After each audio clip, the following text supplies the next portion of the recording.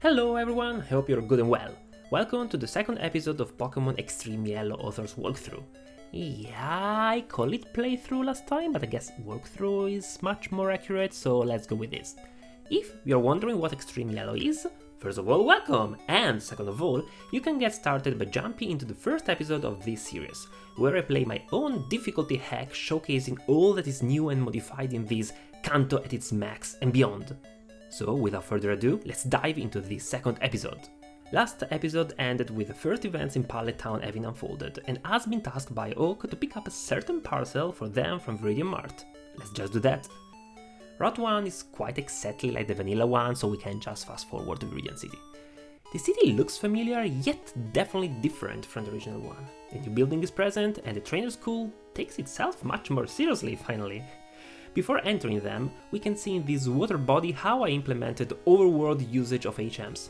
No longer we need to open the party menu to use the field moves, just interacting with the water or bushes in the overworld is enough. For this reason, the potion normally hidden in the bush is slightly away from it. As per usual, we cannot proceed to Route 2 because the drunk person is stopping us from passing. Huh?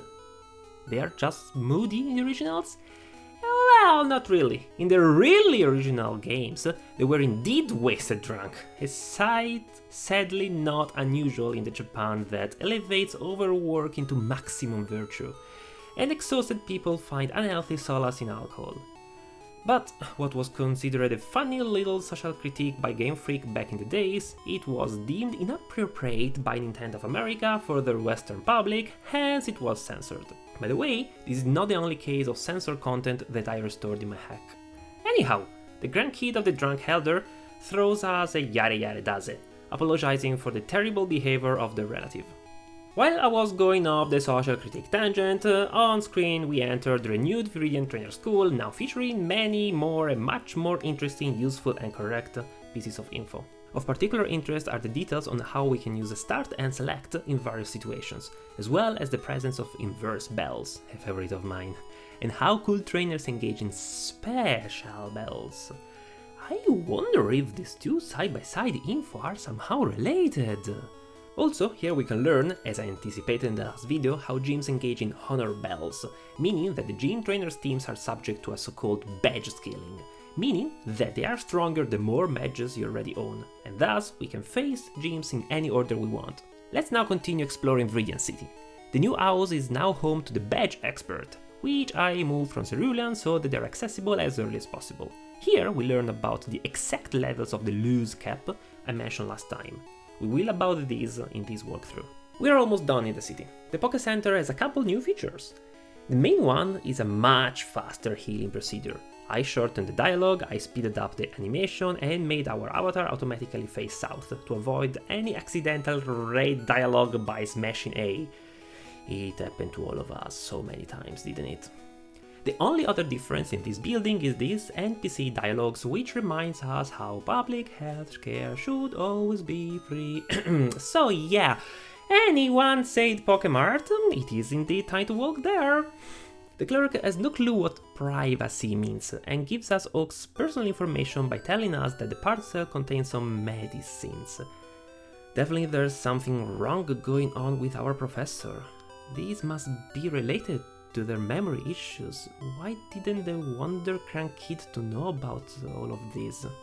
On a brighter note, there's another one new thing here, another Mart clerk.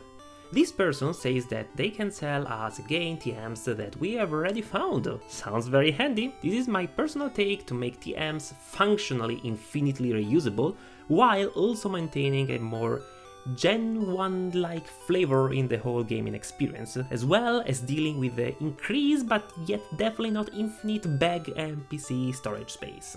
There's nothing else new to see in Viridian, so let's go back to Pallet to deliver the parcel to Oak.